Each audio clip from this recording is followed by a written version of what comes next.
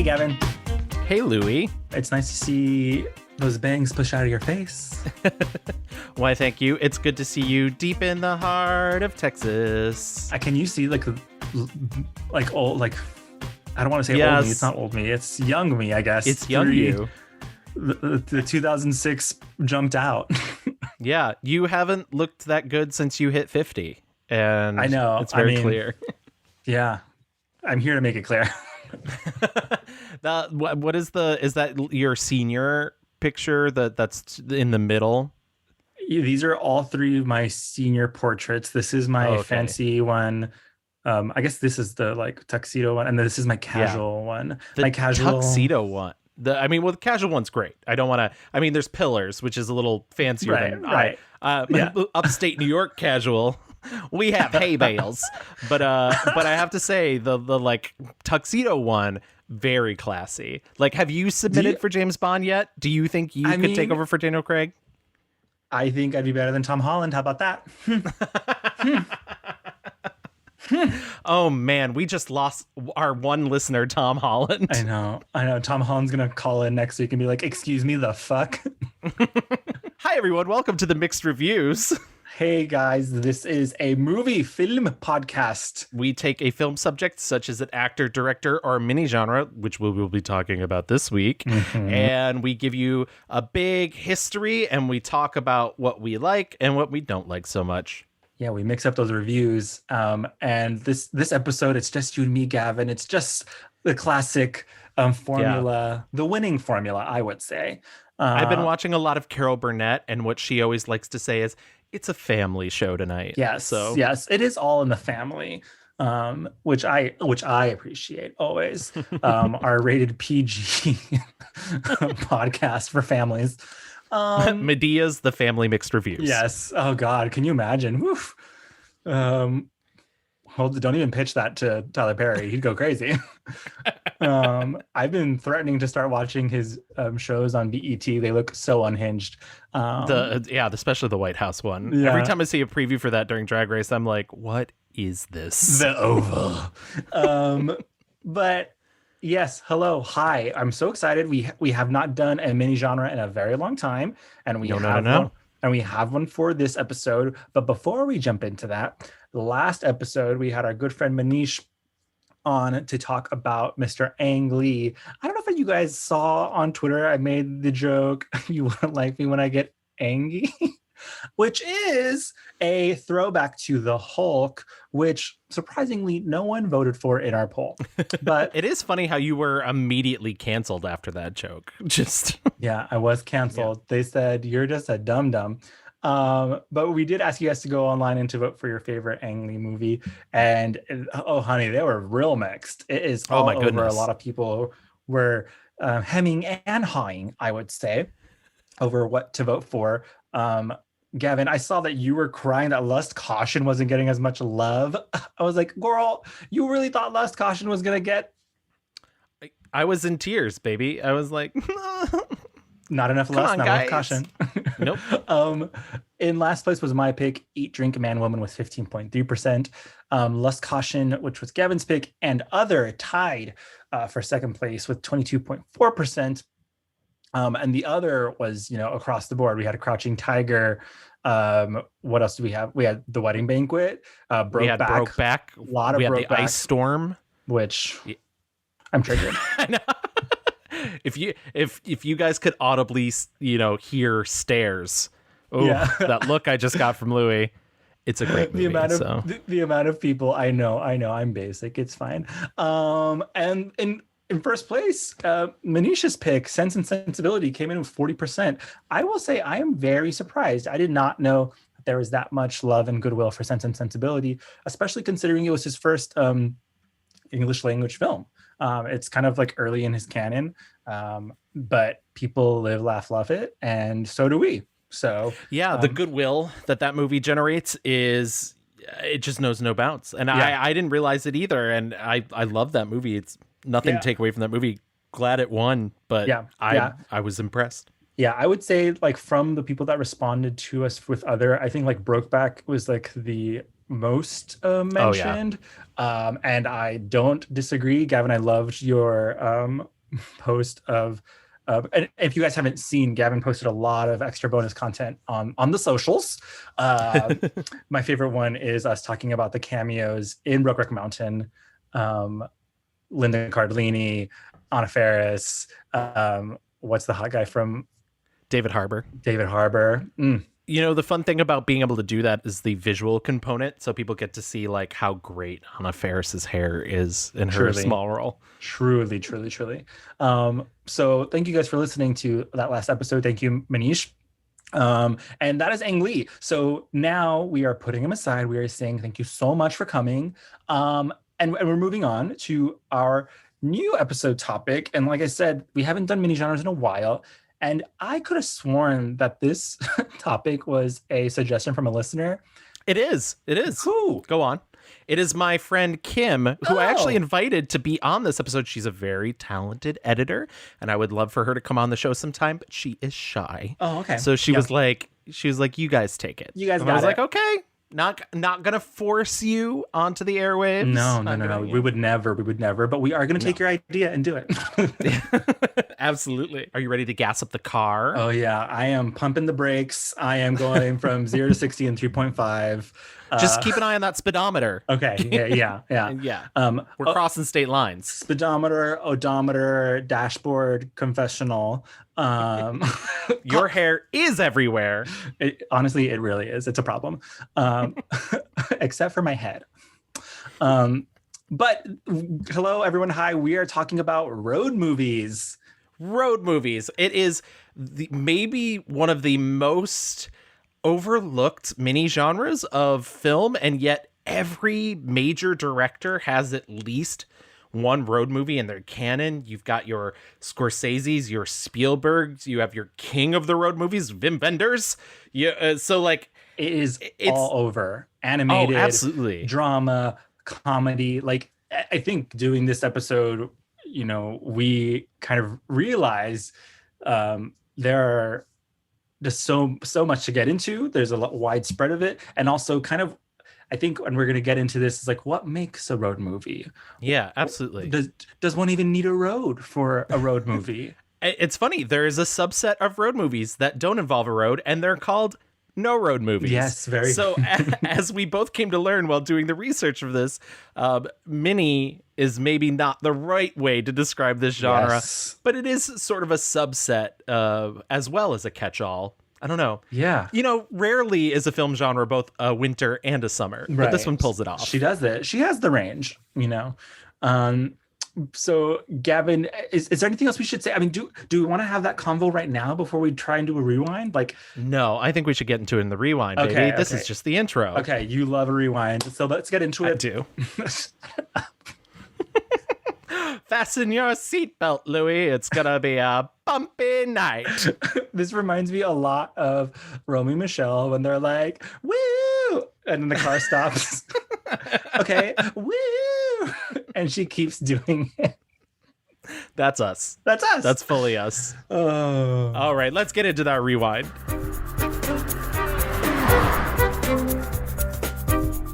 This will maybe be the first episode of the mixed reviews without any audio, academic audio clips. There will be sound clips from movies that we watched, but unfortunately nobody has made like a road movie documentary. I scoured the internet for some interesting sound ups. There really just isn't. Mm-hmm. So you're going to be stuck with us as your main navigators throughout this road trip, but we're going to do our best to describe it to you. Road movies are they're a very classical type of storytelling. They're essentially a journey narrative. That journey can be both physical, but oftentimes it's mental as well too. It's a very big cliche, but Dr. Neil Archer, who is a lecturer of film studies at Keele University, and he's also written the book The Road Movie in Search of Meaning and the French Road Movie, Space, Mobility, and Identity. He explains that road movie is defined by forward movement, yet is in many respects one of the slower film forms. He also goes on to explain that, at the risk of evoking cliche, that the road movie's real story focuses on the, quote, importance of the journey, not the arrival. And in some instances, Thelma and Louise, we're looking at you, they don't really arrive at all. I mean, Miley Cyrus, it's the climb, hon. Genuinely. So road movies, road narratives essentially go all the way back to 1200 BC. I'm sure there was stuff beforehand, but really the first recording of one is Homer's The Odyssey. Oh, yeah. Odysseus sets off. He angers Greek god Poseidon, and then spends the next, I think it's 7 years. Don't look that up, guys. And trying to get back home. He can't, has to stop many different places. Antics. Oh, yeah. He's like... Cersei's turning men into pigs. Yeah. You know how it goes. It's like... There's a Cyclops. Sex, drugs, rock and roll. The same old story. I mean, honestly, it really kind of is. Yes. Yes. And that narrative sort of ends up, it sort of permeates literature, and really, obviously, like, once films start being made, it sort of comes into, the American lexicon of filmmaking. Some of these early road movies go all the way back to Buster Keaton with 1 Week, which is barely a road movie. The road part really sort of comes in at the end of it. It's about half an hour, but you can look it up on YouTube. It's worth your time. And that's a silent film. And really, I want to say the first big American road movie is It Happened One Night, 1934, directed by Frank Capra. It Happened One Night is a movie about an heiress who's trying to get away from her overbearing father. This heiress is played by Claudette Colbert, and she sort of sets off out on the road, and she's found by this like out of work reporter, played by Clark Gable, and he's decides to go along the ride on the road with her to like get a good story out of it. Mm-hmm. That narrative, obviously this is a bit skipping ahead, but we basically just sort of talked about that narrative recently when we talked about Audrey Hepburn's Roman Holiday, which follows a very similar structure. Did you give that child all your money? I didn't give him anything. You were the big-hearted gal.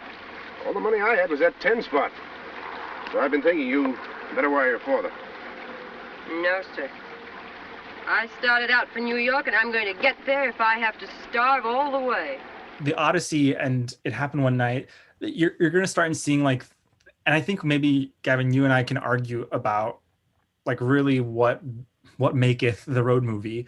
Obviously, there is a central character or characters who are trying to go somewhere, and oftentimes there is a physical journey. For Odysseus, he was trying to get back home, and then they like more often than not, there is like someone else who's like, oh, you're trying to go somewhere, you need something, maybe I need something too, maybe I want to help out, but for my own thing. And so I think it's funny, like we're already at the beginning, they're seeing the blueprint like form for what a lot of, I think as time marches on, we're going to see people trying to like, how do we remix the story? How do we tell the story again and again, but in new fun ways?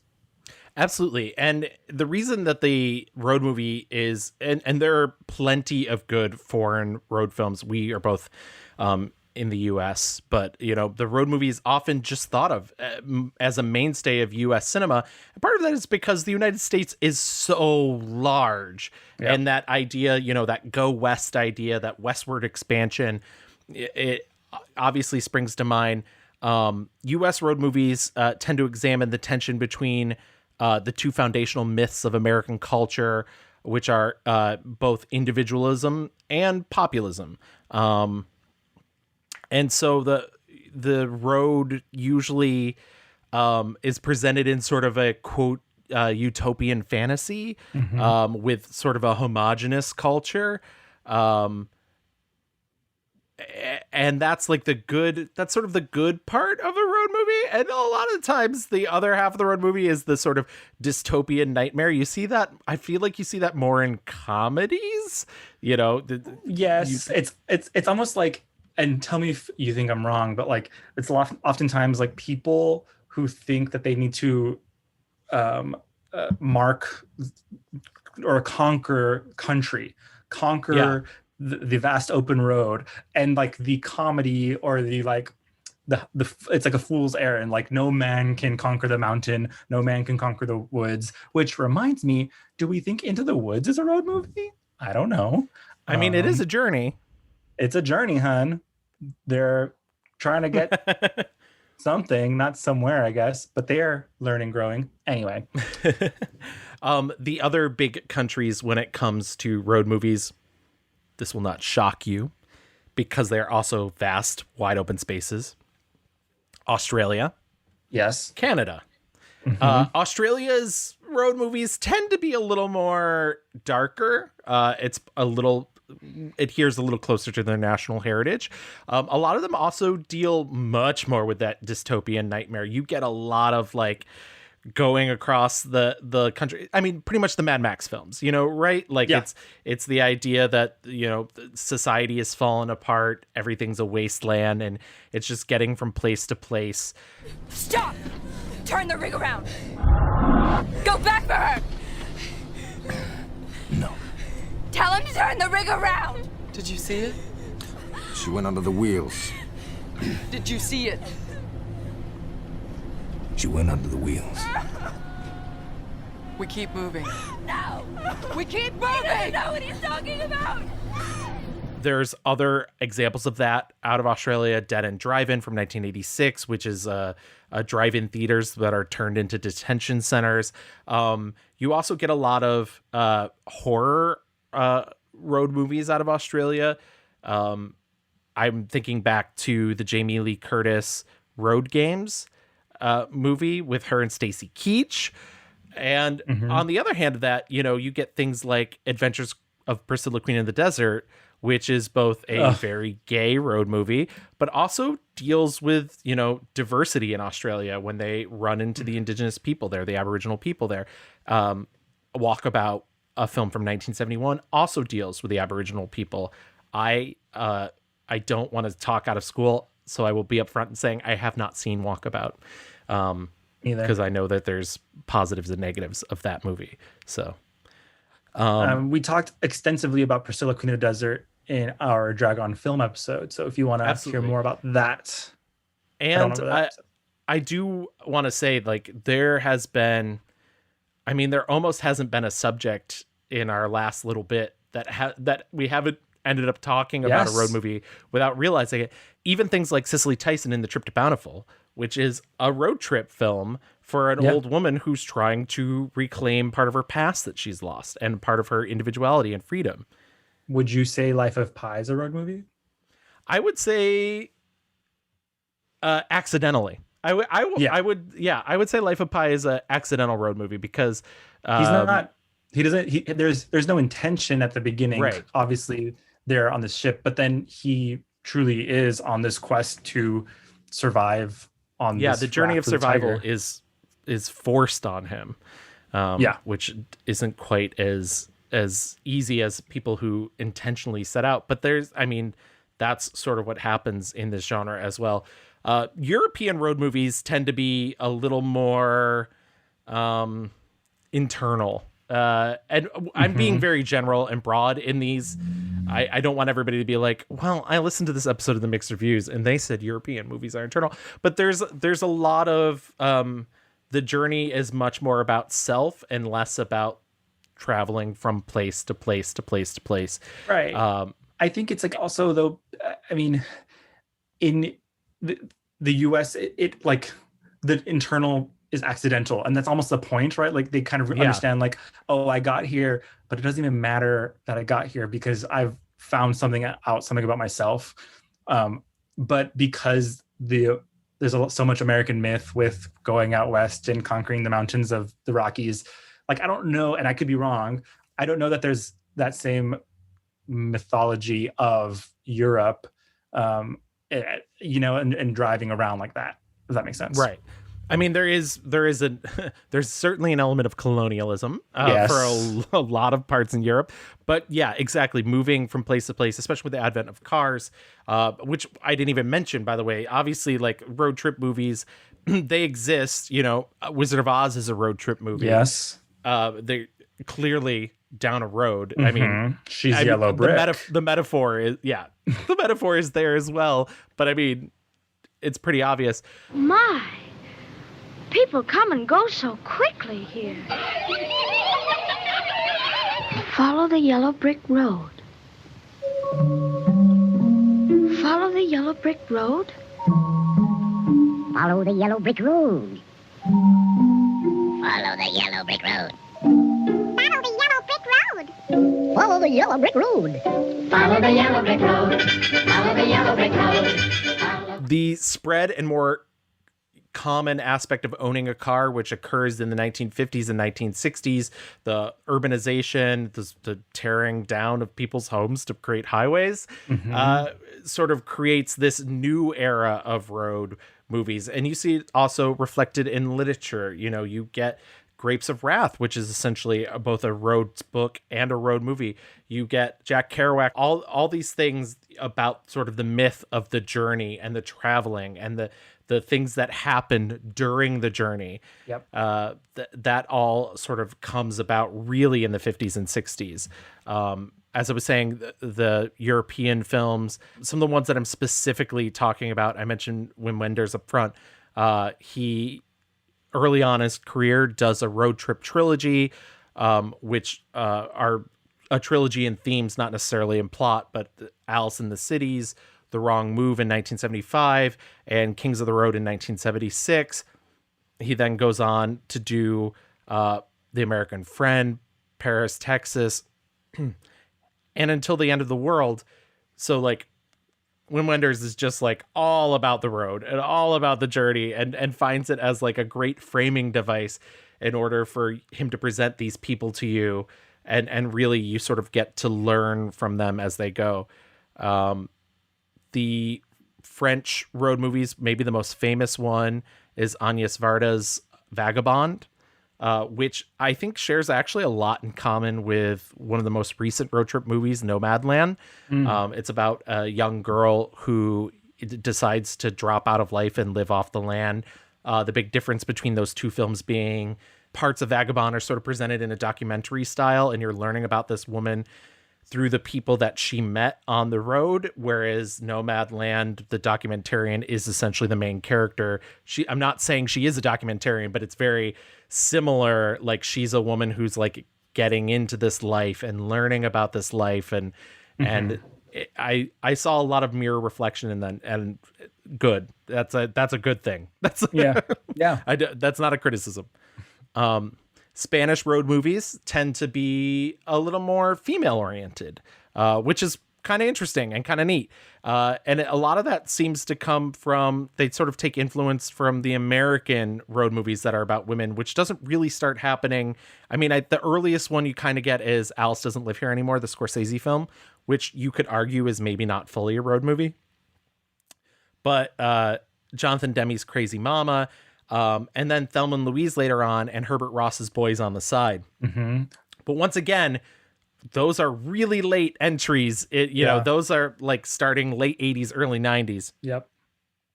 And you really don't see the minorities enter the road trip realm until then. You know, very often these road movies are about men. And men finding themselves, and men, you know, having to do the thing. And white men. I mean, absolutely. It's like, which I think is reflective though of like the lack of access for people of color in public spaces and public land. You know, my little sister works for the Forest Service, and she's always constantly working to get more people of color literally outside into the forest, and a lot of that is just access, but also you don't see that. And so, which I think is interesting and good to see, like movies like Are We There Yet, which is focusing on a black family hitting the road, because obviously black families, you know, take road trips, but you would never see that. Right. Now, if you don't open that door before I count to 3, somebody gonna get it. 1, 2, 3. Stop that car! Another great example of a black road trip film we talked about in our Spike Lee episode, which is Get on the Bus. It's also sort of unique because it is a group outing. Yeah. Whereas most road trip movies really are about the solitary, or, you know, at most as many people as you can fit in a car. So usually like 4 people. But Get on the Bus really takes its time to explore. I don't know how many people are in that movie, like 15, like a bus full of men. And so that's like a really interesting addition into this, you know, road tripping canon. If you weren't hired to drive, would you still be going to the march? Kidding me? Even if I didn't want to. The women in my house wouldn't let me hear the end of it. So they wanted you to come, huh? They insisted. Check this out. George, you find time to watch football. You better find time to go to D.C. Or, Daddy, I know you're going to be there, aren't you? Sounds like you got a house full of women. Yeah, I got 2 girls and a wife. How about you? You got any kids? Oh, man. Keep Jimmy in his pants. Keep him locked up tight. Finish school, you know, get a career, get married, then start having those babies. You mentioned like the advent of like the technology, and I think there is also an American obsession with cars, and like you know, you mentioned like the technology stuff going forward. I saw that you were watching the long trailer. Yes, the Lucy film. Yes. So it was one of the few movies Lucy and Desi did together, which I have a myriad of facts about, but I'll let you continue your thought. Well, so I watched it, and that is fully like them discovering like the technology of a RV, like and I mean, it's classic I Love Lucy, like this like antics and bits, but also is so 50s, you know. They want this like upscale life and livelihood of and on top of that, wanting to hit the road. I think they're moving to Colorado. It's almost cliche on every single like level. They're hitting like the American dream, like mark. It's a fun enough movie, you know. It's like kind of harmless, but it was kind of surprising to see basically like, I mean, because that specific movie, like about the family who's, you know, fucking up with the rig and like can't drive and like, oh no, that is the to a T. If we were going to be very narrow, like that is, you know, something that we could just talk about. Like it's the vacation, it's the RV, it's the Goofy movie. Yes, and like those movies, you know, there's a very specific, you know, there's usually some music involved. There's usually, and in Long Trailer, they sing a song together for like kind of no reason. They're just enjoying the outdoors. There's usually like a fuck up with the RV trailer contraption that is new and kind of foreign to them. There is usually, there's always kind of like a Western thing going on, whether it's like, somehow they're always fucking dressing like cowboys or running into cowboys. So yeah, it's really interesting. Again, like you see that kind of cycle kind of going. Do you have any fun facts about the long trailer you wanted to drop? Well, my favorite fact, it barely has anything to do with the fact that it's a road movie, but at the time, the movie studio was like not keen on it being Lucy and Desi because movies in that period were like really trying to set themselves apart from TV because TVs were in households and they were like, people weren't going to pay to come see something they could watch on their TV. Desi Arnaz bet them a significant amount of money. I want to say $10,000. I'm not quite sure. To say, no, people will turn out for this movie. And they were like, whatever, we'll take the bet. And they did because nobody had a color TV at that time. And it was your chance to see Ricky and Lucy in color. Yeah. There you go. The movie looks great. Oh, it does. I mean, it's Vincent Minnelli. Like, I mean, you can't go wrong with that. But I will say the one negative is it focuses so much on Desi Arnaz and like Lucy's the star. Yeah. Yeah, I agree. They're funny and lovely together. The song that they sing together is cute. Like, yeah. It all started when Lucy told me she wanted to spend our honeymoon in a home away from home. Only $1,800, and that's complete, mind you. Everything is included. All this furniture, chairs, sofa, bed, stove, refrigerator, shower bath, everything. Absolutely everything. Well, it's kind of roomy at that. Wonderful closet space. Where? That's the living room. The other darker side of the road movie is like the outlaw rebel, you know, the post World War II noir era, such as Detour or The Hitchhiker, the Ida Lupino film. And that sort of scrutinizes the lay of the land of the US. And you end up seeing that sort of getting reflected, carrying on later. You know, you move into the 60s with Easy Rider and Bonnie and Clyde. And that gives way to much darker road movies in the 90s. My Own Private Idaho, Thelma and Louise, Natural Born Killers, California. One thing that I kind of thought was interesting was America's fascination with truck culture, like big rigs. And sometimes it's like jolly and fun and like honk honk, whatever, I'm living on the open highway. But then other times it's like every truck driver is a rapist or a murderer, and like it's dark and also or they're maybe not even a truck driver at all. It might just be a demonic truck. Yes, exactly. And like the fascination with like, oh, did you know that truck drivers have their own language? It's so crazy. I saw Convoy, which I quite liked, actually. I was surprised at how much I liked it. But the whole idea is like, these are people who live differently than us and they're on the road. But it's actually a quite progressive movie, I thought. I think, and around that time period was probably, I guess, when people, I mean, I guess truck culture and like big rigs have been on the road for a long time, but in my brain, the 60s and 70s is kind of when America decided to have like a fascination with them. All to say, I just thought Convoy with it stars Chris Christopherson, looking very hot and sweaty. I guess it's like hot in trucks, so he never wears a shirt. And it's fully kind of like a pro-union, pro-worker movie. It's definitely a fuck the police movie, and that is certainly a big factor in a lot of these films. A lot of them are very much just like, you know, I've never heard the word pigs so many times. They're watching movies. Yeah. Well, a lot of these movies are about, like, you know, this is America and these are my roads, bitch. If you think you know these roads better than me, you're out of your fucking mind. Before we move away from Convoy, I do want to mention that was a Sam Peckinpah film, which I was not aware of. I also watched it, and it ended up being the biggest box office success for Sam Peckinpah, which is crazy because he's sort of remembered for these very dark, like Bring Me the Head of Alfredo Garcia, and these violent, nasty movies. Oh my God. And that movie is not, and except there is an incredibly violent shootout in that movie, but it's the most Peckinpah thing. Yeah, I was gonna say in the film. I'm not familiar with his work, and so hearing you say that is kind of shocking because it almost feels like that anger is directed towards this social movement. It really just feels like a movie of the Vietnam era where everything is just like, fuck the government. Please don't be using that kind of language on the air, pal.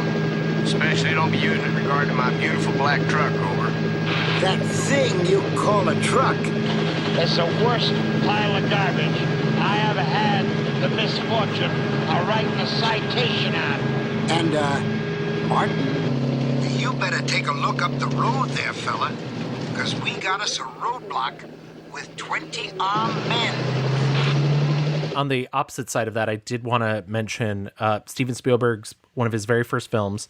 It actually ends up as a TV film, but gets released as a theatrical film over in Europe. It's called Duel.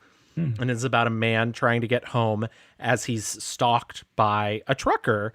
And that is what I was referencing by being like, it's possibly a demon. Yes. It just doesn't seem to let him go or get away from him. Even so much so that at one point, Steven Spielberg had them add like an unnatural growl to the truck. So yeah, Duel is surprisingly effective, especially for something that was made as a TV movie. And if you want to see some good early Spielberg, 1971. That's definitely the thing that reminds me of is Joyride in the early aughts. Very again, kind of taking that like mysterious trucker culture and like being like, it's dark and scary, and like, oh my God, how are you?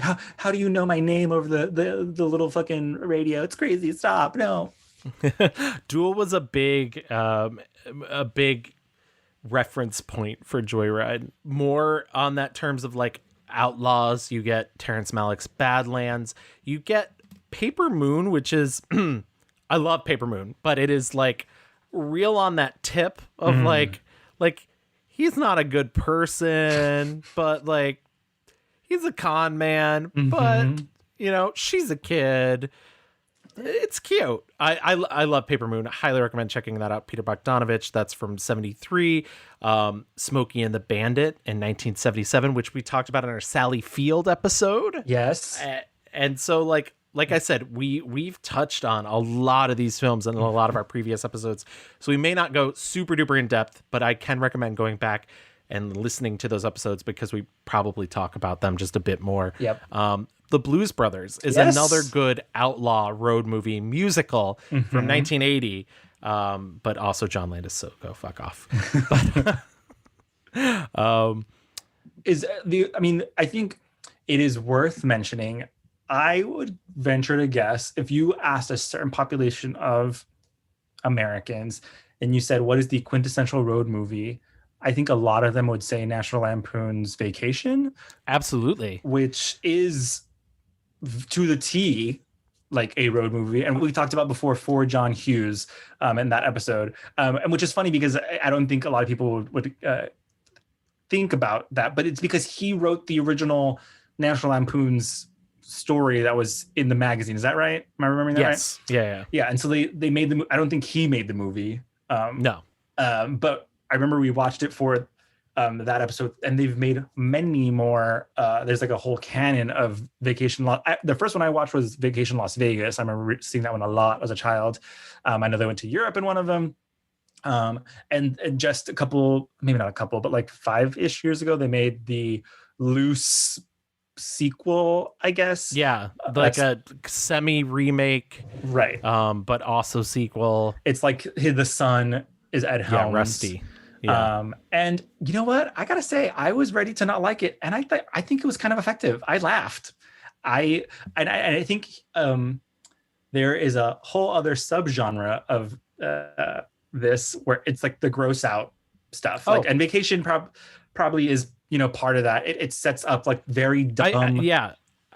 I feel like Vacation sort of creates that blueprint because also it's trading on the idea of Americana and the sort of, as we mentioned, the dystopia, but also like not in a sense that like there's been some sort of world-ending event. It's just reality. Yeah. But it's anything that can go wrong will go wrong.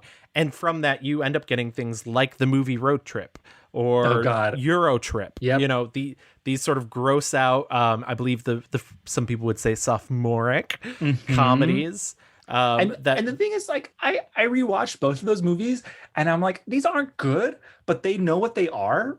And I don't think they're trying to like pretend that they're not. Like I think is it Road Trip or Euro Trip, where they're like, Tom Green is telling the story, he's a narrator, and like the camera is just on the woman's boobs while the women are talking about how men only talk about boobs. And I was like, they are kind of in on the joke. It's disgusting and gross, but like they're not pretending to not be that. And so I appreciate that. They're not like, they're being upfront with like what this is. And Gavin, I just remembered a very important thing I want to talk about in this episode. What's that? I have a theory that for a good road trip movie or road movie, there is always has to be a little kernel of sexual homoeroticness. Because there is a lot of that. There is a lot of it. I mean, and a part of it, I think, is just because so much of them are, these masculine men who want to like get closer to, I mean, a lot of them are, I'm a sad office man and I actually want to be hot outside man. You have like hot guys who are just like always taking their shirts off for some reason, or like even in Road Trip, Sean William Scott is literally getting finger banged as an antic, and the gag is that he likes it.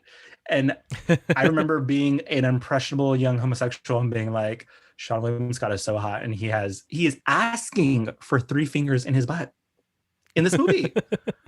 And so gay stuff happening in these movies that aren't even gay, but they kind of are. I'm going to perform a procedure on you called milking the prostate. It's an anally induced ejaculation. You're going to feel strong pressure on the prostate gland from inside your rectum. Oh, come on now. You don't have to get all scientific on me, baby. And we can just talk. Whoa. Oh! Ah! Oh! Oh! Oh! Stop! Okay, keep doing it. Yeah! On the topic of that sort of machismo too, but going back to like the non-comedies, you get sort of things like 1971's Vanishing Point, which is about it's sort of esoteric, and it's about a guy trying to deliver a car, but he's also maybe got a death wish, and sort of the people that he picks up. I've heard about this movie so many times in my life. I found it to be a little overrated, if you ask me. A little dated, and I was like, the reviews like, are mixed. Yeah, there's a scene where he like picks up two hitchhikers, and they're gay. They're a gay couple, and then they try and rob him because not only are they gay, they're evil. I was just like, oh, yeah, same. Come on, me too. Movie. Yeah, I know. Same. Also, but I was like, really, we're doing that, which is not for me. It's not me saying gay people can't be the villain, but they were like camp. It was like heavy stereotypes. It's like, okay. Why are you laughing? I'm not laughing. Yes, you are. Way down deep inside yourself. It's because you think we're queers, isn't it? Hey. This is a stick-up. Stick-up? Why are you laughing, Mary? Well, tell me. Tell me. I was going to ask you, do you think Two for the Road counts from our Audrey Hepburn episode? Oh, I absolutely do think it does. I think it's a little harder to place because it creates that sort of bifurcated storyline where you're moving back and forth throughout their lives. But that's what the journey is. The journey in that movie, there is a physical road trip, but there is also a mental road trip that you're sort of being mapped out during. As we mentioned that. Oh yeah, imploding, exploding. We mentioned that in our Audrey Hepburn episode. It's Louie didn't like it as much as me or our guest Chels, but it's a movie about a fractured relationship, and you can go listen to more about that in our Audrey Hepburn episode. I also did want to give a shout out to 1971's Two Lane Blacktop, which is funny enough, same year as Vanishing Point, and I think sort of has the same reputation, but I found so much more interesting. It's about two racers. James Taylor plays the driver, and Dennis Wilson of the Beach Boys plays the mechanic. Wow. And they pick up a hitchhiker named The Girl, and they basically challenge this guy played by Warren Oates, known as GTO, because he drives a GTO, to a race across the country. And first of all, I found the relationship between James Taylor and Dennis Wilson a very homoerotic, even though they were like fighting over the girl. I was like, yeah, you guys also really want each other. Yeah, just kiss. Yeah, just kiss. She doesn't even have to be there. And but also the most compelling character, the person who has the greatest character arc in the movie is GTO. And I think in a lesser film, the movie would have treated him as like a villain, but he's like this really strange, sympathetic, like wants to be liked, but also like not overbearing. And Warren Oates sells the shit out of that performance. I genuinely could not recommend watching Two Lane Blacktop, and I was thinking about it for days afterwards. Wow. Which is to tell you, it is not going to be my 5-star review, but I want you to know Two Lane Blacktop exists and you should see it. Sure we'll race. You're damn right we'll race. For pinks. Pink slips? You mean for cars? You want to race for the whole shot? That's right. All a rolling stock. Where to? You name it. In that case, smartass, Washington, D.C. Right, Washington, D.C. Washington, D.C. Just a second, man. No, you're on. You're definitely on. I was going there anyway. I think as America changes, the road trip sort of changes. It becomes a little more dysphoric. And as you mentioned, there's the comedies. You get into the 80s, you know, you enter into the sort of materialism, the 70s and the 80s. You know, it's less about love. It's more about what are the things I can own? What are the places I can go to? And you start seeing things like National Lampoon's Vacation. You start seeing the sort of Pee-wee's Big Adventures of the world, which is, you know, more aimed at children, planes, trains, and automobiles, Adventures in Babysitting. One of my favorites that I watched, Lost in America, which is about a yuppie couple that decides, and they keep mentioning Easy Rider, they decide to like sell their stuff and start over, and then they realize it's fucking hard because America is a horrible capitalist country. It's Albert Brooks, and it's so funny. I mean, just a very quippy film. And let me tell you something. That's not how you drop out anyway. If you're really going to drop out, you drop out with nothing. Oh, you do? Well, where did you read that? The Las Vegas Guide? I didn't read it. Friends told me. People who know. You don't know anybody who knows. You don't know anybody who ever dropped out except for us. What are you talking about? Right. Well, the movie you're basing your whole life on, Easy Rider, they had nothing. They had no nest egg. Bullshit. They had a giant nest egg. They had all this cocaine. It's sort of interesting that you see this sort of more consumerist attitude sneak in. It's not necessarily about the freedom of the road anymore. It's specifically about the destination.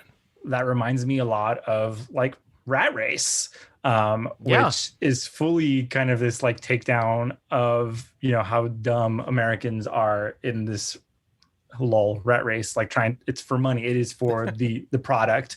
I don't know if anyone like learns anything in that movie or there's any changes in attitudes. To a very similar extent, it's a mad world, which is a very similar premise, and it has that same sort of madcap energy about it. I think also in the late 80s and the 90s, you're seeing the start of a new indie film movement. We didn't really talk about New Hollywood, which spawned Bonnie and Clyde and whatnot, Badlands. That sort of gave way to like the darker sensibility. But in the 90s, the late 80s, early 90s, you see this indie movement happen. You're seeing people like Jim Jarmusch come out with things like Down by Law, which is actually late 80s. I think one of the great examples of a road movie, an indie road movie of that time, is Aki Kaurismäki's Leningrad Cowboys Go America, which is about an Eastern European rock band who gets a gig playing a wedding in Mexico. And so they fly to New York and decide to travel down to Mexico. Very, very funny. Highly recommend it. Very weird, very strange. As we mentioned, like the road movies, they really sort of encapsulate everything, because once you get into the 90s as well, now you're starting to get the women-led. You're starting to get the queer road trip stories, the My Own Private Idahos, which we talked about in our Keanu Reeves episode. You get the two Wong Fus, which we talked about in our drag episode. You get The Living End, which is a Greg Araki film, and Greg Araki makes these very 90s, very queer, sort of outrageous movies, and The Living End is basically like a male queer Thelma and Louise. 48 hours ago, I was just another bummed out HIV positive homo minding my own business. Go, dude! Go! I'm a fugitive facing an accessory murder rap. Dude, come on. It's gonna be rad. It's just interesting to see the other creep in. Right. We mentioned, or you mentioned Boys on the Side earlier, and which we talk about extensively. We both chose it for our 5-star review for Whoopi Goldberg, which is always one of my favorite episodes. And that's a all women-led queer. And I mean, I can't say good enough things about Boys on the Side. And that's around that time as well. We talked about Poetic Justice in our Regina King episode, which I didn't even like think about it really at the time as a road movie, but look, I was going back through, you know, these lists of these movies. I was like, Poetic Justice absolutely is, you know, 100% is. You have Janet Jackson taking this trip with Tupac, and it's and we love Poetic Justice. It's so good. And again, so yeah, and it's a perfect example of, you know, a Black movie. This is not something about, you know, a straight white man who's trying to, like, I don't know, measure his dick. Oh, so you one of them angry bitches, huh? A feminist. What you call me? Said you a mean bitch. We gotta stop this right now. You don't know shit about me, okay? Don't be calling me no bitch. You don't know nothing about me. Here I am acting all courteous and shit, trying to spark up a conversation. Nigga gotta call you a bitch to get your attention. I'm a black woman, okay? I deserve respect. Don't be calling me no bitch. Hey. If I'm a bitch, your mama's a bitch. Would you consider the Before trilogy as road movies? I think I would consider the first one a road movie.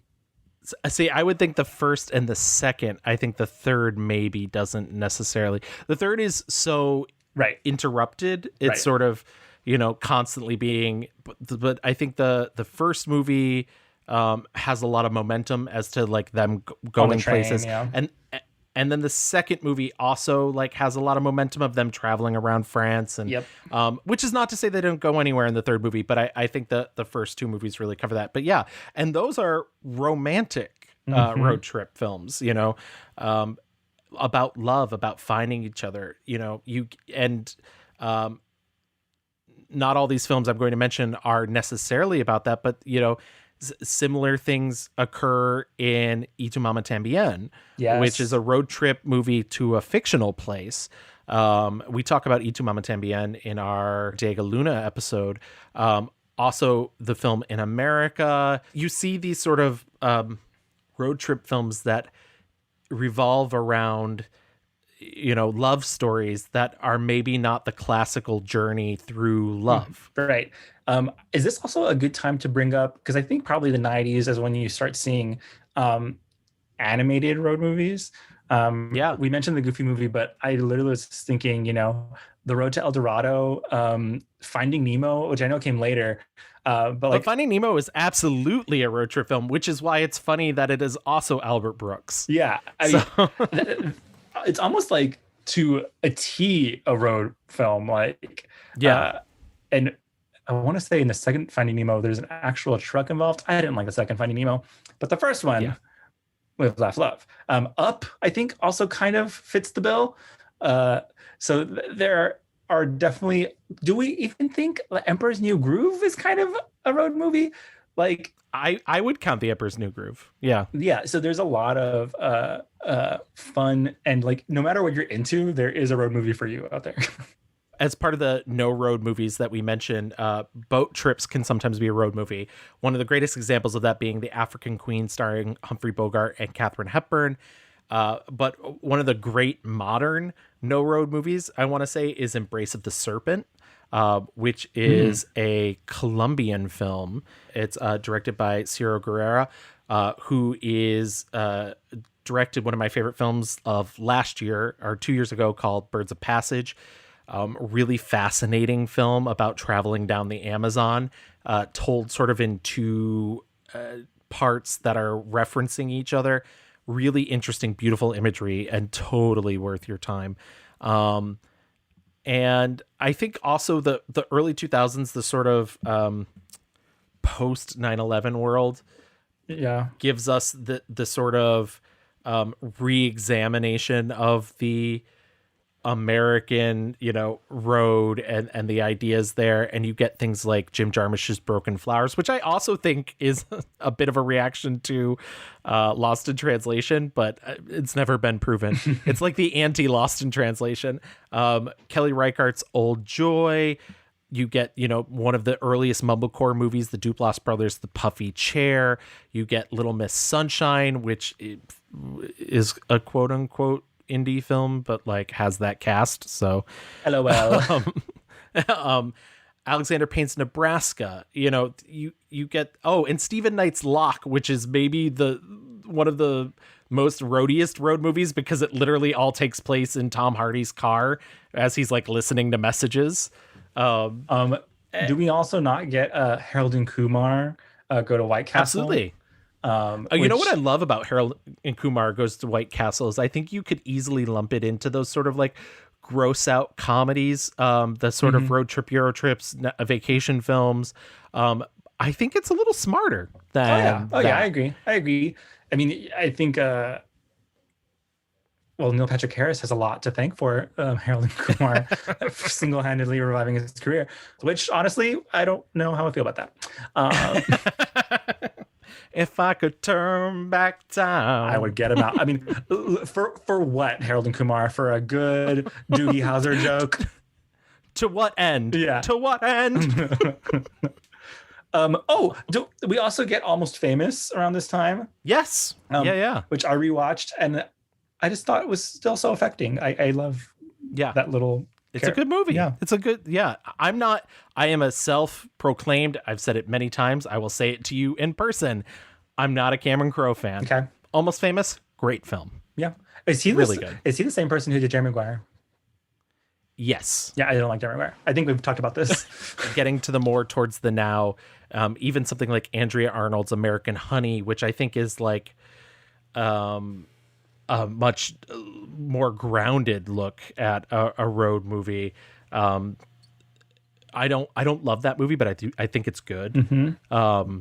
But and I think that's sort of where we're at in terms of like the US being, I did mention Nomadland is currently out. Right. I think I think the tradition of like on the comedy side, I think Robin Williams' RV is really funny, a classic family movie. I think it even looks beautiful. They made it really bright and colorful. I went to the National Funeral Museum in Houston, and they have Robin Williams boots from RV.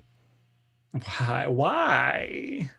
I guess whatever memorabilia they could get. Yeah. Right. In the vein of like gross out road trip movies, I think We're the Millers, drives in that same lane of, crazy families. I think We're the Millers came out first, and then the remake or sequel or whatever, Vacation, came out, because they're so similar in that, like, I think the Vacation sequel was after. Yeah.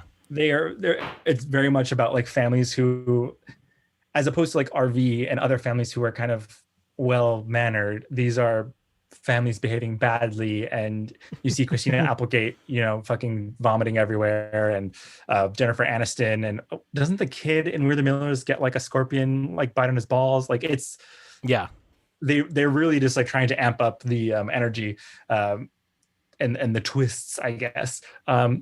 So yeah, I mean the tradition is alive and well, huh? I would even say one of the more interesting, though, does have its unique problems, and I highly recommend people, specifically for this film, seek out a lot of what the Black critics had to say. But Queen and Slim, which came out in 2019, is an example of road trip movies. The ending of that movie is a bit controversial. A lot of Black film critics felt it was weaponizing Black pain in a really uncomfortable way. I will defer to them. That is, but outside of that, I haven't seen it. Oh, it's on HBO Max. It's a gorgeous looking film, and performances are amazing. And as a first film, I think it was directed by Melina Matsoukas, and just a gorgeous looking movie. Absolutely. We need one of your cars. You kiss my black ass. He loved them cars more than he loved us. I ain't got no extra cars just laying around. What about the blue Catalina? Gotta shut up. And it's turquoise. I don't know how low-key we gonna be right around a turquoise Catalina. That's the whole point. We'd be hiding in plain sight. Do you agree to my terms or not? I ain't giving you no damn car. You owe me. You saying HBO Max reminds me of Unpregnant, which we talked about in our end of the year wrap up. Another good road trip movie with two friends who trying to get an abortion. I was going to say, and that's what's interesting, is it does seem like the road trip movies now have a message, or are trying to get a message across, that, the destination, besides understanding, is, something else, something higher. And in Queen and Slim's, it's a bit, no, I would say they're both, in both of these films that we're talking about, it's very obvious what the standing is, and maybe that we should have more compassion for each other, and it's interesting to see that in this type of movie, that it's not necessarily about the loner, it's more about us, the audience. Totally, I love that. Yeah, I like that, Gavin. But yeah, I think that brings us up sort of to the current where we are, road movies, whichever one you want to say. is there anything else you'd like to add before we move into our picks? I mean, I just have like this list of films where I'm like, is this a fucking road? Like me and Gavin like found a couple of lists and we're kind of going off of that. I will say there are some movies where I was watching, I was like, this is not, really hitting the spot for me. And not because I didn't like the movie, but I was like, I don't know if this really fucking counts. One of the lists said Titanic was a road movie, which I don't know if that makes sense. No. There's a trip in that movie. Yes. Yeah. Eat, Pray, Love, which also is like, I know the point of the movie is she's visiting places, but it's not, she didn't have a destination and like got into antics. I would even fucking say that Gravity is more of a road movie than Eat, Pray, Love. Okay, bitch. So yeah, I think I would love any arguments or thoughts on like what doth make a road movie. We clearly know that you don't need a road. I think there's obviously some transportation happening, and whether that is by boat, train, car, whatever, that has to happen. But then there has to also be, for me, some sort of reckoning, a personal reckoning, a personal something. And whether that comes through via antics, like in comedies, even the gross out comedies, the antics kind of bring the families together. They realize they don't, you don't need to be the machismo man to be the good dad. Like that understanding kind of, in the end, that's where they get. It doesn't matter if they get to the actual place they thought they were going. What they're actually getting to is understanding or learning something about each other in a better way. And so for me, those are the two kind of important things that go on. But I'm sure that there are probably a lot of movies out there that maybe have extra things or lack some of that. We talked about how some of these movies often will have other themes of like, Western type stuff, imagery of, the open road. But in the end, I think I kind of like where I've landed on like what counts as a road movie. And like when I'm watching these movies, I'm like, oh, okay, yeah, there's going to be some sort of getting there, either externally or internally. So yeah, does that make sense to you? No, that totally makes sense to me. There's definitely, sometimes I was looking at these lists and I was just like, oh, like you just think because this person is moving. Like, I saw The Wild One on one of the lists, which is a very early Marlon Brando movie, and it's just like, no, he's just on a motorcycle. Like, he's not going anywhere. The whole thing takes place in one town. I saw the Death Proof was on one of them, and I was like, what? Like, I don't know that just because there's a car in the movie, sure, but it doesn't. Yeah, you're like, there's physically a road in the movie, but yes.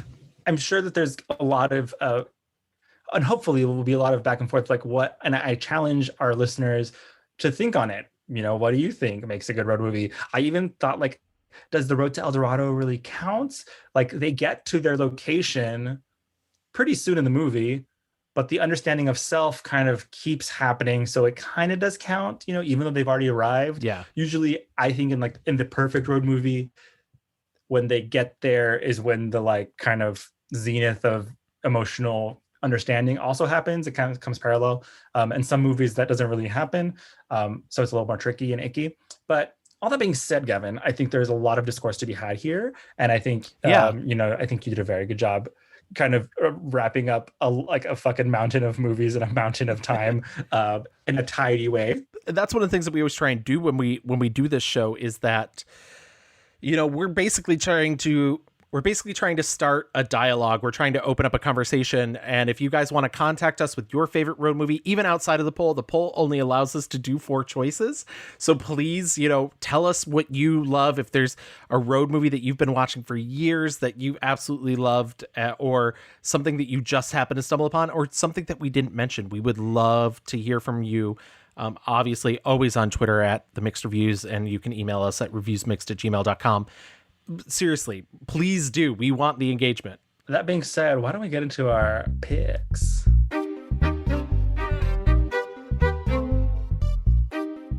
There were a lot of movies like that one could say that are not good in this genre. There's quite a few. But I, on that handy little list that you sent me, Gavin, one stuck out to me and I said, let's see her again. I'd seen it before. And I remember it was a very big cultural moment, I think, for lots of millennials. And I see sometimes people on Twitter engaging and saying,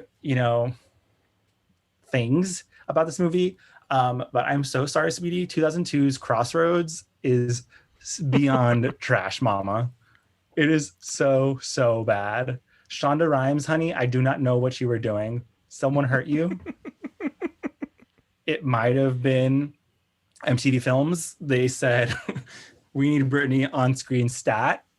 And it did not go well. Have you seen Crossroads, Kevin?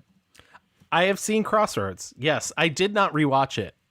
It was not high on my list of rewatching, but yeah, good for you. Makes sense. So Crossroads, if you're unfamiliar, is a 2002 film directed by Tamara Davis. It was an MTV Films concoction. It's about Lucy, which is Britney Spears, and she has two best friends. Kit, which is played by Zoe Saldana, and Mimi, who is played by Taryn Manning, who I love as an actress, but she's kind of like a not good person. And they're children who like are best friends and they want to like stay best friends forever. And then cut to them in high school and oops, turns out they fucking hate each other. And like Zoe Saldana is like hot and popular. Just like me. And Taryn Manning's whole thing is that she's white trash. And I guess people don't like that. Really, I don't know what the fuck her deal is besides she's white trash, so people don't pay attention to her. And then Lucy, which is Britney Spears, her thing is that her mom has left their family, and I don't know, that she's hot and sings in her underwear in her bedroom. I don't know what her thing is, except that her dad wants her to fucking be a doctor and get good grades. I will say there was one moment where she's crying because she tried really hard to get valedictorian. She's actually pretty good. I think Britney Spears is actually a pretty decent actor. This is not any shitting on her. I think the movie has very unwell, not good intentions. This, like I was mentioning before, when at least in Road Trip and Euro Trip, it knows that it's being crass. Scotty does not know, and it's hilarious. It's going to show you the tits and ass, but it's going to like be in on it, and you know what you're getting. And this movie, as I sat in my living room watching Britney Spears like croak out whatever fucking, there's at least 3 songs in the movie that they make her sing, and almost all of them she's wearing close to nothing, which, I'm no prude, but the framing of this movie is that it's a girls movie and it's a friendship movie, and it's like we should like love each other and be best gal pals. But that's not the message. The message here is like, normal, quote unquote, normal girls look like Britney Spears and do this type of stuff, which is fucking fake as shit. And I think all I could think when I was watching was Britney was being manipulated. And I think a generation of girls my age saw this and thought, God, I want to look like her, and probably did really bad things to themselves to get to that body shape and size. And maybe I'm popping off for all the wrong reasons, but it really fucking annoyed me. They go on a road trip, like on graduation night or prom night or whatever, they dig up that box of their wishes and dreams or whatever the fuck, decide to go on a road trip together because one of them wants to go get an abortion. I believe Taryn Manning is pregnant, wants to get an abortion. Britney Spears decides to go because she wants to go see her mom along the way. They say they'll drop her off to see her mom. And Zoe Saldana is going because her boyfriend or some shit lives in LA as well. Oh no, but I forgot the main Gagarini is Taryn Manning wants to go because she wants to audition for like a singing contest thing. And like the biggest LOL, that by the end, Taryn Manning, who by the way was trying to have a singing career at that time, is not going to be the one auditioning. You already know it's going to be Britney Spears. Like, it's hello. They're like, I think the movie is manipulative. I think the movie is sexist. There's one hot male character guy who like, he went to jail for murder. And it's like, we already know he didn't. and his whole thing is like, no one drives the car except for me. And then when the girls drive the car because he's sleeping and he wakes up and he fucking loses it, there's a conversation he has with Britney Spears and he's like, girls are just like everywhere and all around me all the time right now, and like my car is the only thing I ever have right now. And it's like, what the fuck? Like the motivation of this movie is so cheap. We're sorry. I've been in a car full of chicks for days. Okay, do you have any idea what it's like being surrounded by girls all the time? Okay, but being a girl yourself, yeah, that I know, stupid question. Jeez, but I'm a guy, okay? I'm a guy, just a guy, and I have been listening to nothing but girl talk and watching you all do your girl things for days. And I'm not complaining because, let's face it, I'm outnumbered, but that's my car. It's in my car, and it's just...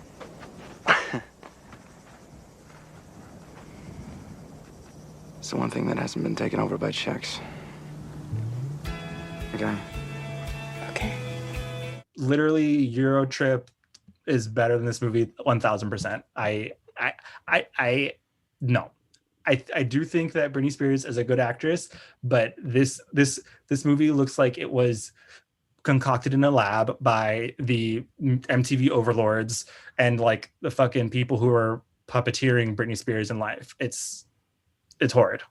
This is also where you get, I didn't know this, I forgot about this, the classic Britney song, I'm Not a Girl, Not Yet a Woman, in this movie is written in her diary as like a poem journal situation.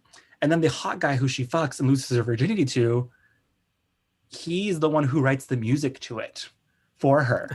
and this is the song that she decides to audition with at the end of the movie. It's very just hokey pokey.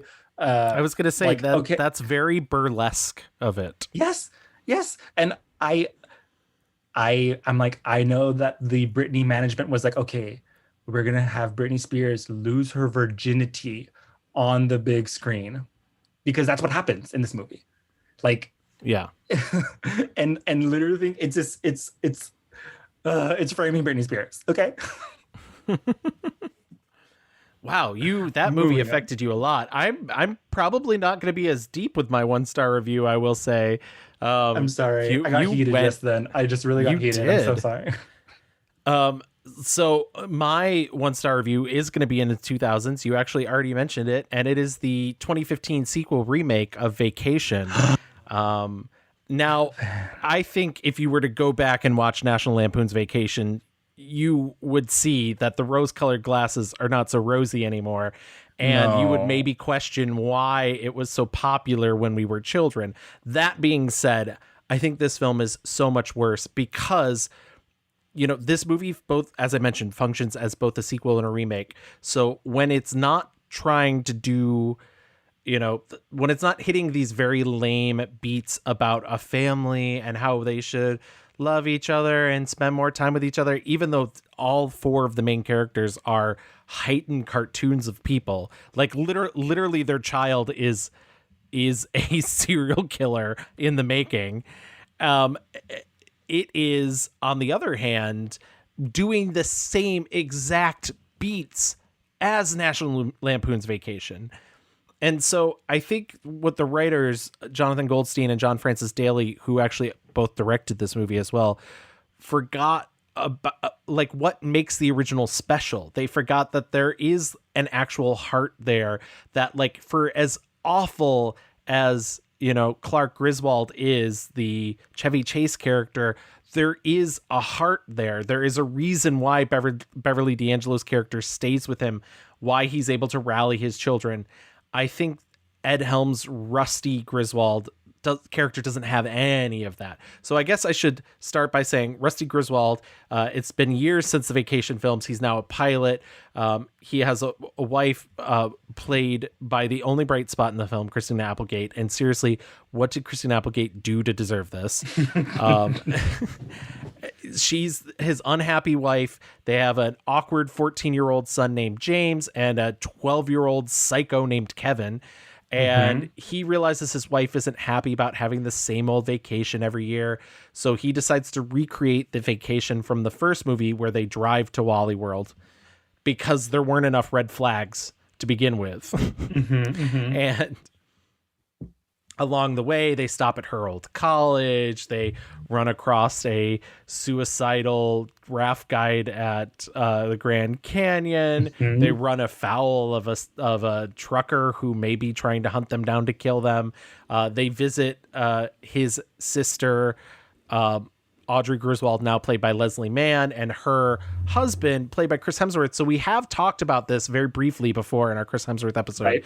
And his big joke is that his dick is huge. His dick is huge, but also that Ed Helms keeps saying, wow, he's got such big abs. Yeah, exactly. And I think, once again, I think that's my problem is I don't want to say I dislike Ed Helms or that I hate Ed Helms, but like, I don't understand him as a cultural phenomenon. And okay, fair. Arguably the worst part of the movie were the Millers, which he's also in, were him, if you ask me.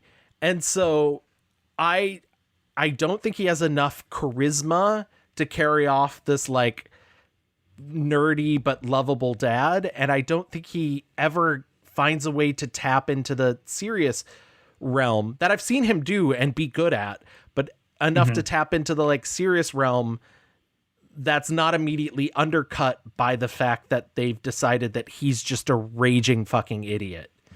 Right. And the reason why it works with Clark Griswold in the previous Vacation films is he is an idiot, but he's supremely confident about it.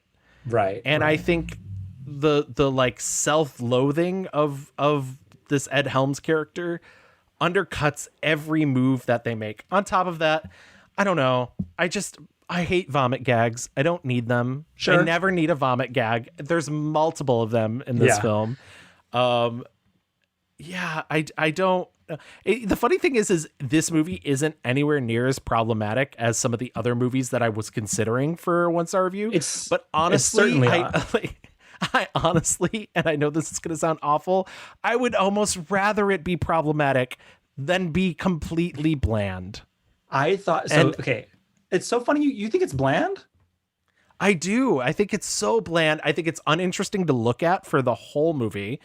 Yeah, I was shocked. I had never seen it. I didn't watch it for the Chris Hemsworth episode because I knew he was such a small role in it. But I was just like, and the big, like, not to spoil the movie, but the big twist at the end is that Christina Applegate has been reading this like self-help marriage book. You think she's been reading The Help the entire time. And she's actually reading like this book about what causes marriages to die. And they have this moment where he's like, you know, am I killing this marriage? And she's like, no, I am. And I was like, what? I was like, why is this her problem all of a sudden? I've only been thinking about myself. You know, I wanted to change the routine and I want to go on exotic trips and... There's nothing wrong with that. I was crazy to think I could make us closer by locking us in a car for a week. But you were doing that for us. You have been trying so hard to make this trip memorable for me and the kids, and I didn't appreciate that. Well, why would you? I mean, I've put you through some serious shit. Literally a pool of shit in Arkansas. You deserve better. What, better than you? How many men would sacrifice their careers for their family like you have? Oh, I didn't sacrifice anything. I have everything I've ever wanted. I do think, you know, I agree with you that Ed Helms probably, you know, has none of the charm or cannot pull this role off. But I think it's anything but bland. I think this movie is extra ridiculous. And Kevin, the psychopath son, is like a perfect example of that. Like nothing in this movie is real. Like instead of like getting the RV, it's like this fucking weird ass fake car that has gizmos and bobs or whatever. And I don't even know if like that's such a great gag, but like they go, we know that this is fake as fuck. There is a moment where, like in Vacation, he's flirting with a hot chick on the road who's driving, and immediately she gets run over in her entire car by a fucking 18-wheeler. There is a moment where a cow gets fucking run, like a lot of gags where things are being run over and crashed through. Yeah. This, and even my favorite part, and the moment when I realized do I like this movie? Was when the car has exploded. They're in the middle of the desert, and he kicks a tumbleweed and hits like a fucking fire hydrant, and then he's like, what the fuck, why is there a fire hydrant? And then like seconds later he kicks another tumbleweed and like it's another fucking thing hiding in it. And I was like, that's a fucking good gag. That's fucking Looney Tunes Warner Brothers shit if I ever saw it. Yeah, I agree, and those are funny moments, and there's every now and then a bright spot in the film. And I'm not going to say I didn't laugh. I certainly laughed at moments, but they were such disparate ideas. And you're right, the cartoony stuff is where I was sold. But then like, I don't know, the weird like rape jokes that's not really a rape joke, the like the I don't know. There wasn't enough of it then to keep me interested. I do think you're right. I think you're right though that like I didn't buy the Christina Applegate and Ed Helms of it all. Like I never. Yeah. The entire time it feels like she's not even on his team. She's like, I was like, do you even like this man? Right. Well, that's the thing. And like, I once again, I love Christina Applegate, and I think Christina Applegate, by the way, and this is a whole other sidetrack, I think she literally plays a celebrity game like no other, because she grew up on a sitcom where she was like a fucking 18-year-old and men would woof whistle when she entered the room. So I think she's like known this game for a really long time and does not give a shit about it.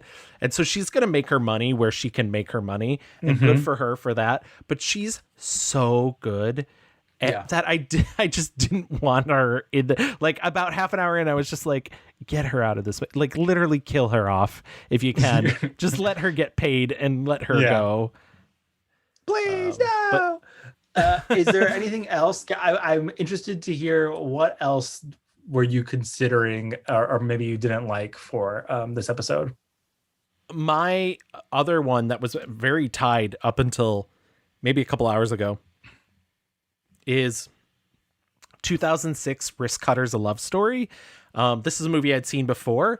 It is an indie film. I had a screener for it, and I remember the last time I moved, I was trying to like pare down my DVDs, and I was being like really particular about it. And I remember Dan picking up the screener for it, and he's like, "What about this movie?" And I was like, "Oh no, you can throw it away."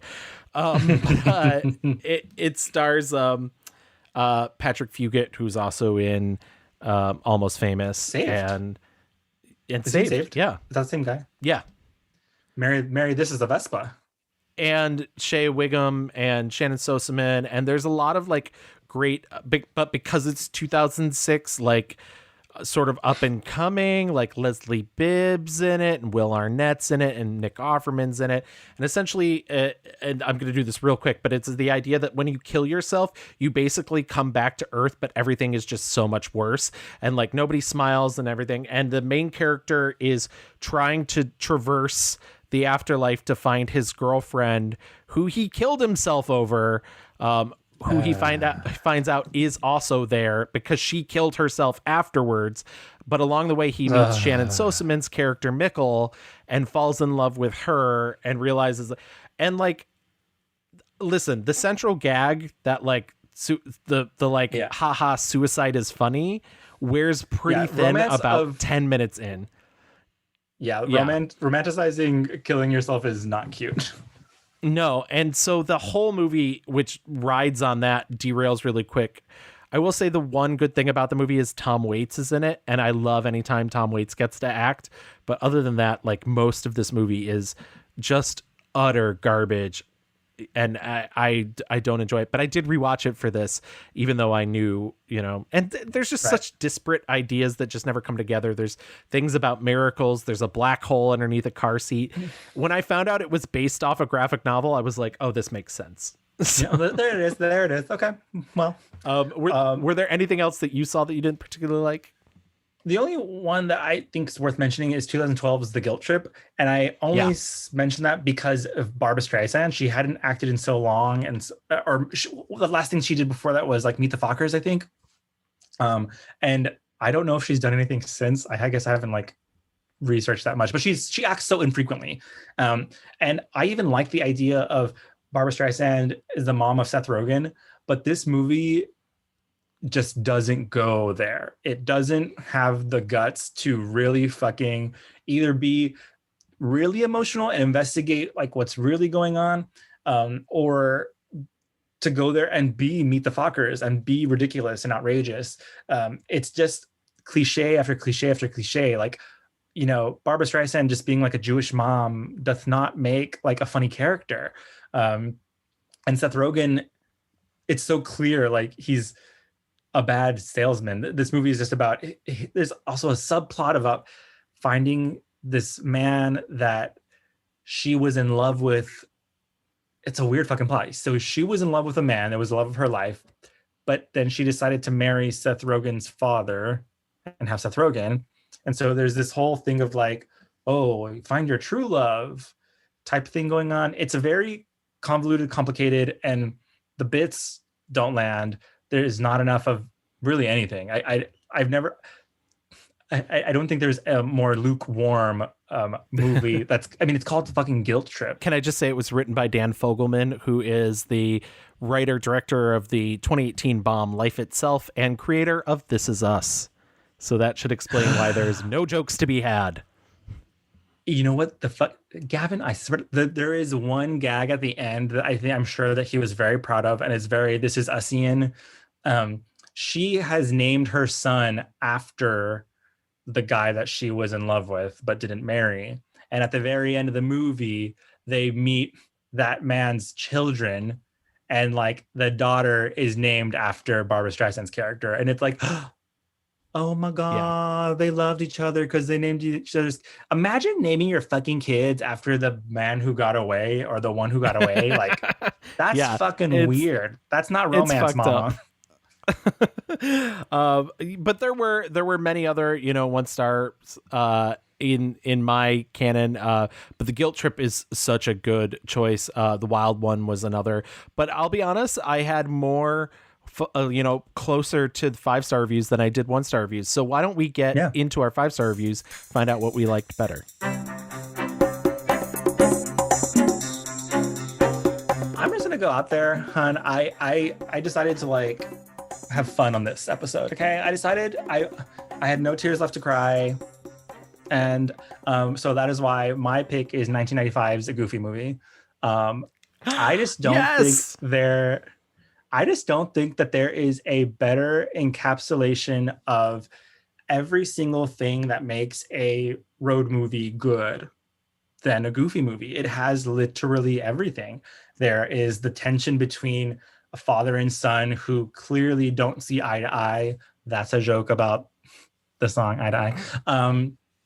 And there is music in the movie. There is the Western theme of this movie. There is, you know, hitting the road. There's the antics and the bits are genuinely funny.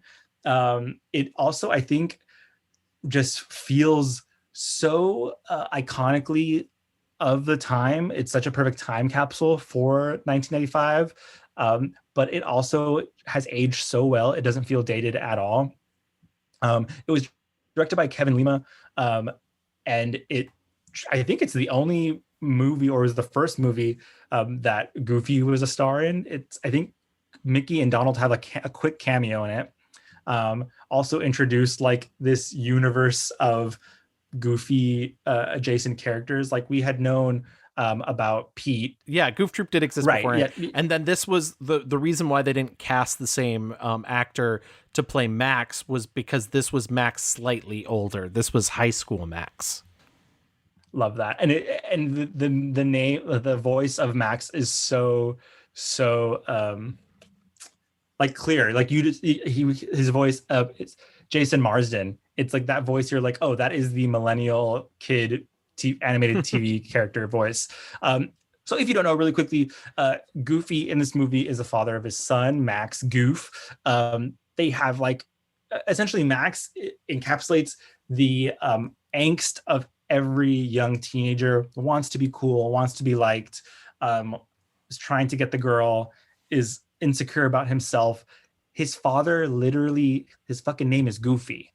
He is an embarrassment. He's embarrassed by his dad and his, you know, dancing and his everything, his existence, basically. And he Goofy gets some advice to say, hey, your son's getting out of control and you should take him out on a road trip, and that's how you're going to get him into shape and reconnect with him. Max does not want to go, but what happens is he decides to tell this lie that he's going to go see Powerline, who is Prince to a T, but also giving me major Gaga moments. And he tells a lie to a girl that he likes that he's going to go see Powerline be at this concert that everyone's really pumped for. But he knows that that lie is not going to come true because his father wants to take him on some cockamamie Route 66 road trip and teach him how to fish, and takes him to a very dark and disturbing possum themed what would you call that, Gavin? I don't know. It's a roadside attraction, which I rewatched this movie with Dad, and I was like, see, as a kid, I was like, I thought this was lame, but this is exactly the type of thing we love to do on a road trip. And Dan was like, yes, we're old. Yeah, exactly. For 14-year-olds, they'd be like, kill me now, please. I think this movie does a really, really good job of slowly turning up the temperature and getting to that point of when Goofy says to Max, and Goofy knows that something is up. He realizes something is up. His friend Pete tells him, I overheard what's actually happening. And Goofy says, no, I believe in my son. I trust him. We're on this trip together. And there's that really heartbreaking moment when Goofy says, okay, Max, look at the map. Which way am I going? Are we going left? Or are we going right? And Goofy knows which way that they should be going. And he knows that if Max tells him to go one way, it means that he is being selfish. He wants this for himself. And he knows if he chooses the other way, it means that he loves his father and has built back this relationship that Goofy so desperately wants. And he chooses himself. And Goofy is hurt. And I don't know if we've seen Goofy hurt and sad in a way, but it feels really real. The stakes feel so real, and like the emotions are so intense. I was only trying to take my boy fishing, okay? I'm not your little boy anymore, Dad. I've grown up. I've got my own life now. I know that. I just wanted to be part of it. You're my son, Max. No matter how big you get, you'll always be my son.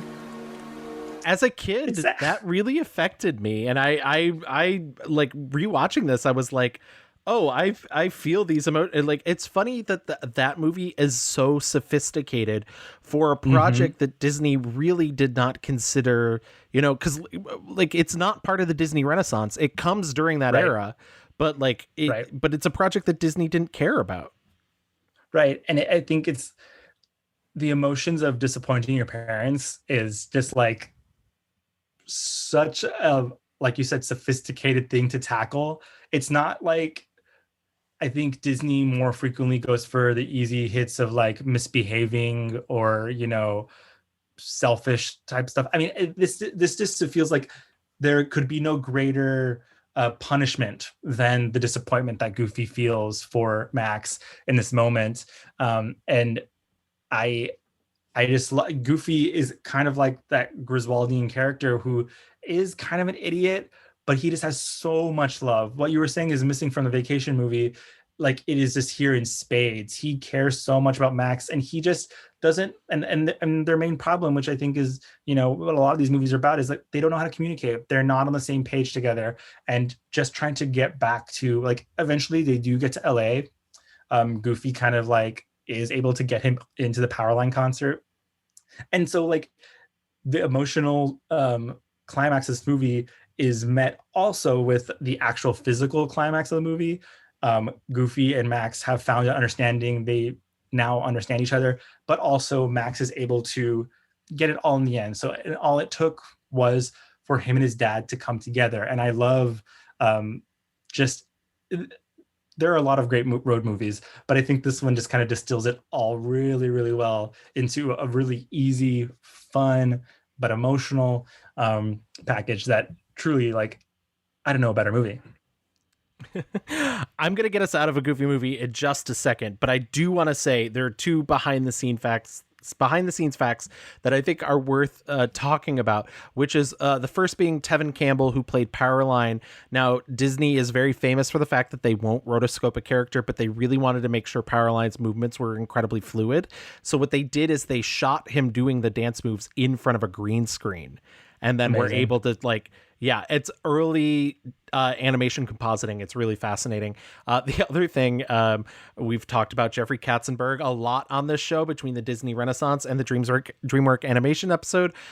Jeffrey Katzenberg is a big ideas man. Sometimes they're not always great ideas. He literally told Bill Farmer, the voice of Goofy, that nobody wanted to hear the Goofy voice and let him record all of his lines in a different voice. And when Michael Eisner and Roy E. Disney heard this different voice, they came in and were like, no, you need to speak in the original Goofy voice. And they had to get rid of an entire week and a half's worth of voiceover work. I mean, fucking imagine watching a movie about Goofy and it's not Goofy's voice. What the fuck was Jeffrey Katzenberg thinking? No idea. What a psycho. No idea. But yeah, insane. Yeah. Sorry. This movie, I mean, just to make it clear, like, it came out on VHS. This is how this movie came out. It did have a small theatrical release, but not a huge one. I think like the blockbuster of it all is what drove this movie to become like the legendary icon it is today. I remember watching this movie in second grade at school. They were putting this on for like whatever test days or some shit. But yeah, I think that this movie means a lot to a lot of people. But Gavin, what was your 5-star review? So my 5-star review, and I'm certainly not going to win the poll, and I don't care, and I promise not to I won't even campaign on this. But I think the ultimate in terms of road movie is 1984's Paris, Texas, directed by Wim Wenders.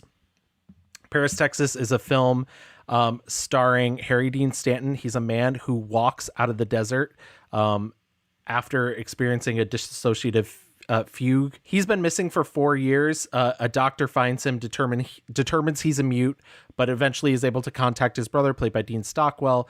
Dean Stockwell comes and picks him up, realizes Harry Dean Stanton is not mute. He's just coming out of this 4-year-long disassociation where he's been wandering the desert. Dean Stockwell and his French wife have taken in Harry Dean Stanton's son. Harry Dean Stanton's wife, Natasha, played by Natasha Kinski, had given up on finding him and abandoned their child with this couple. The road trip in this is, there's several road trips, but the main road trip is essentially Harry Dean Stanton's character, Travis Henderson's journey into basically not being this sort of toxic being anymore. And essentially, he starts to reconnect with his son. He realizes he's going to go find his wife because he wants to reunite his son with his wife. They leave together and hunt her down.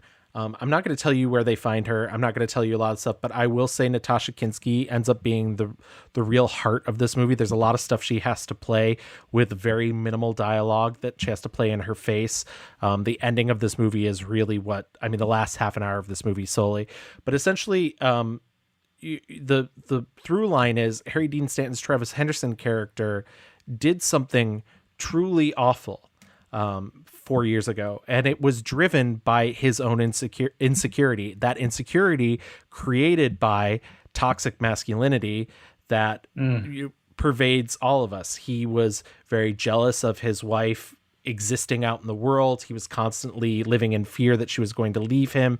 He was constantly unsure about being a father, and he basically cut his wife off from the world and was letting it eat himself up so much that he realized he had to take himself out of the situation.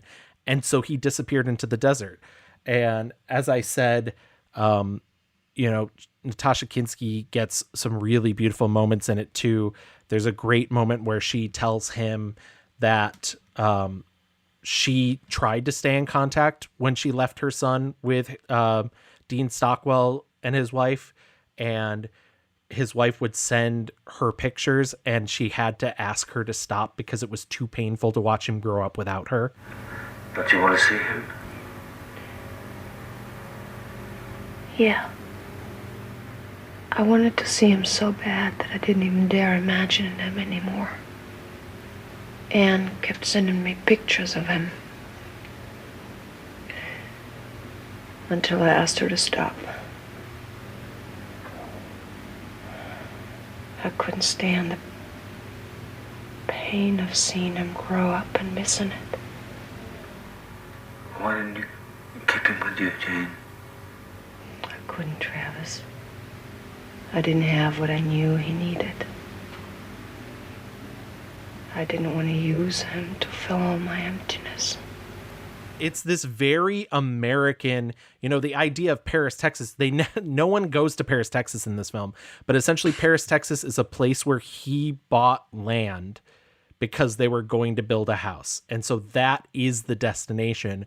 But in a way, it's so much more of a figment of a destination than it is a real place, because it's an idealized place. It's a place in his head where everybody would be happy and therefore just doesn't exist.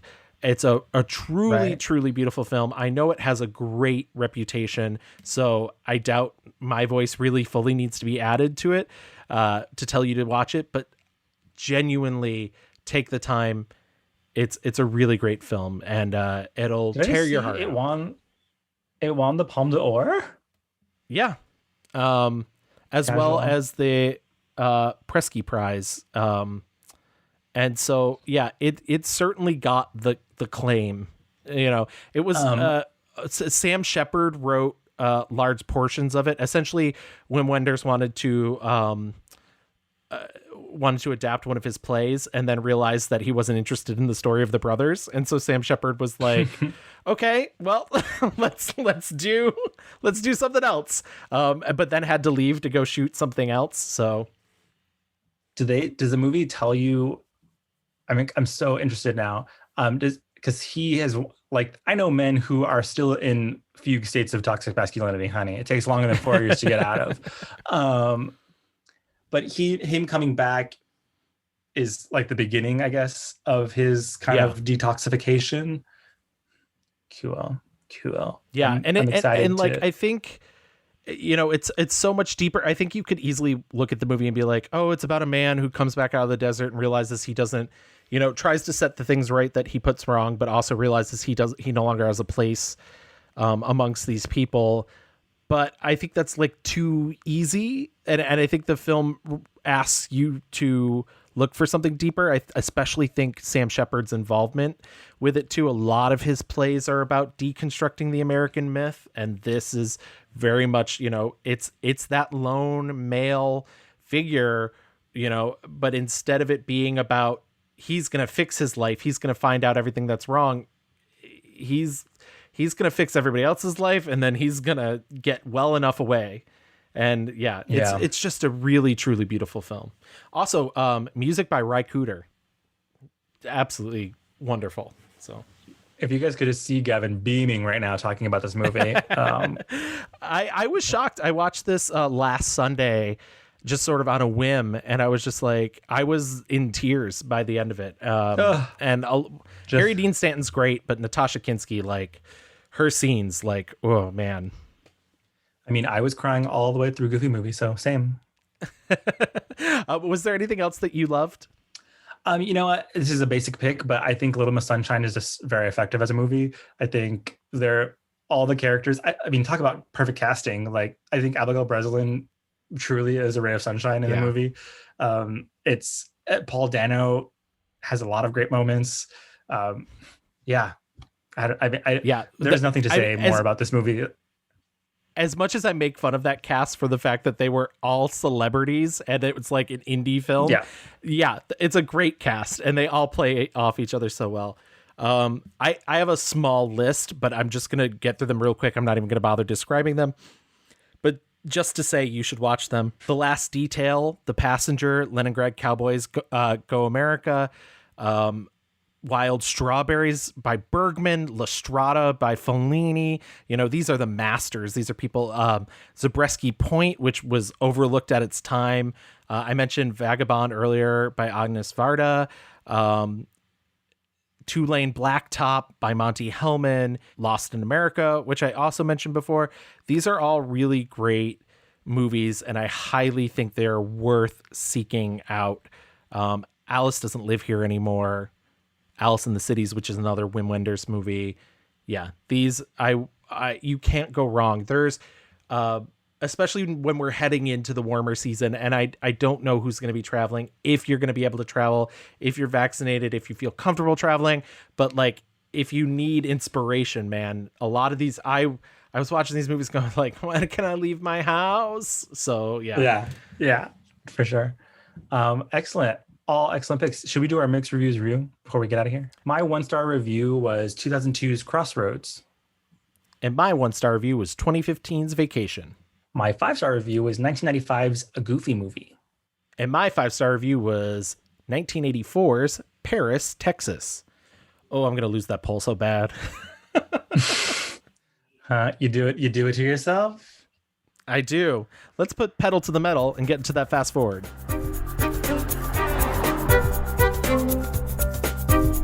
Like you mentioned before, we literally, the front runner for Best Picture this year is a road movie, in Nomadland. I don't think that there is any slowing down to this genre of movie.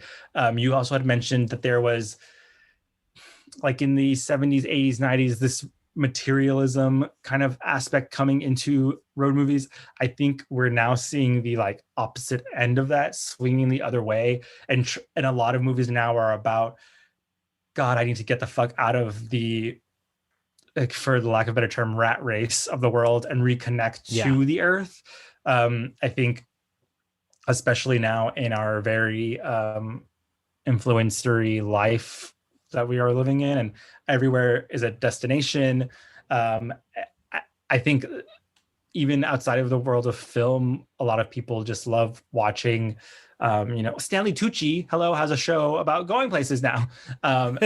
So I don't think that there is any sign of stopping or slowing down of this genre.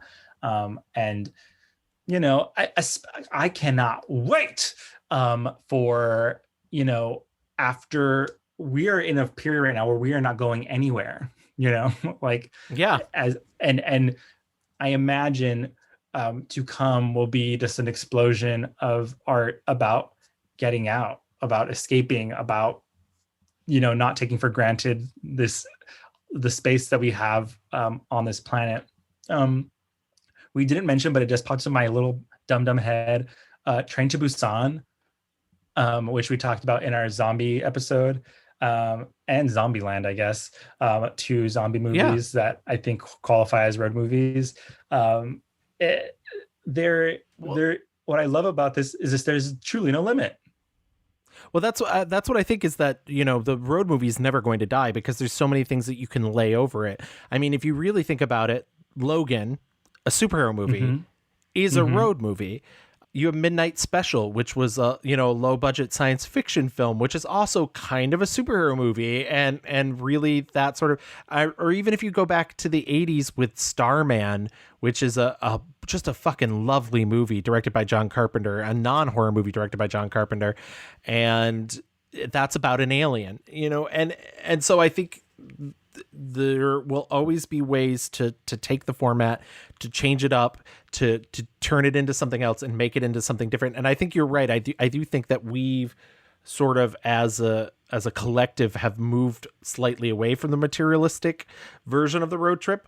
I don't know if that's going to come back. I almost feel like that is, like, we're like on a precipice that we're just going to come back into style. I think people are a little more quote unquote woke now, and maybe we're less about that, but there's a chance. But it's so funny to see, even I watched this movie from 10 years ago, this indie film called Take Me Home, directed by Sam Jager, who was on the TV show Parenthood, starring him and his wife. And it's about this woman who hires a taxi and ends up taking the taxi from New York. It's a fake taxi, by the way. Ends up taking the taxi from New York to California. And I was just like, in 10 years of technology, this whole movie's invalidated, because the gag of like taking a taxi to across country, you could actually do that with an Uber or you know, so like, I just thought it was really funny that like things change so quickly now. And I think we're just going to see new and different forms of this movie, because in the end, people are always going to have to find themselves, because as we said, as cliche as it is, you know, there has to be a destination, but it's not about the destination. It's the journey. It's the climb.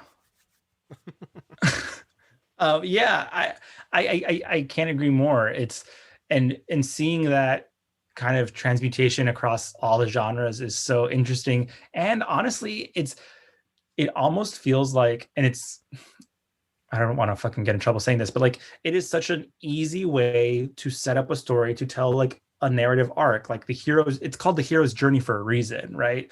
Right. And having that is such a simple way to tell a story of a person growing, finding understanding, going different places, meeting new people. I think a lot of these movies are about exploring and discovering new cultures that they're unfamiliar with, and kind of like the tension that raises, and the surprising things that kind of come with that. And it's exciting. And I think, you know, that we're gonna, you know, thinking about Finding Nemo and thinking about Unpregnant and, you know, even Tu Wong Fu, like it is such a diverse genre of movie, and truly the list goes on and on and on.